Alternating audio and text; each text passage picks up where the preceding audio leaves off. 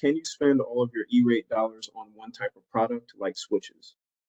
Yes, because now, like you said earlier, you can it's not the dollars, the Cat $2 are not designated per school.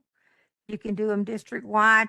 And if you need to completely, if you have all switches in one school and you have enough money just to do that one school, you can do that one school. You can buy 500 access points and put them throughout your district. You can, whatever you have the money for. And you can, when you get your new pot of money, which will be not this year that we're working on now or the next one, but 26, we'll get a new pot of 5-year money.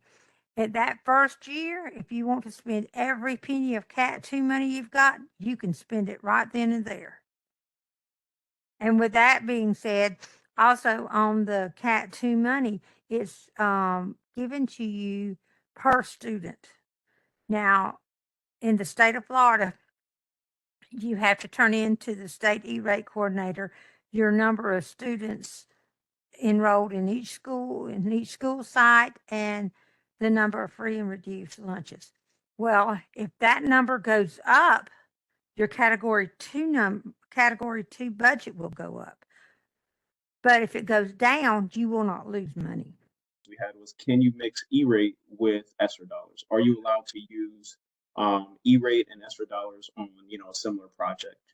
ESSER covers one technology and E-rate's covering whatever might be E-rate eligible covers those technologies. As long as it's E-rate eligible, and you go through the process, the Form 474, 71, this is what USAC told me. There is no E-rate program rule that would bar an applicant from using ESSER funds to pay their applicant's share as long as it is used in accord with the rules governing that program. As long as you go by the rules that were set forth by ESSER, you can use that money for anything. I mean, for E-rate, to go in with your E-rate disorders. And I know every other county has the same kind of accounting because we have what we call a red book that tells you what you take, what object numbers you use. But everything has a project number. So whenever you do your line item down there that you're going to buy $500,000 from ESSER funds, you put that project number, and then wherever you're going to buy your other items from, use that project number.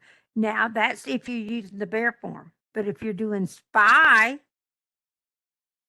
and let's say you have $100,000 that you're spending $100,000, and you're 90% school. Mm-hmm. So you only have to pay $1,000. So on your funding strip, on your PO, I would list all of my items and say that this was $100,000. But then my last line there would be my E-rate funding decision commitment letter, reimbursement, and take out that negative $90,000. So that would leave my down at the bottom for my funding strip. I would only have to put $1,000 that was coming out of my ESSER funds.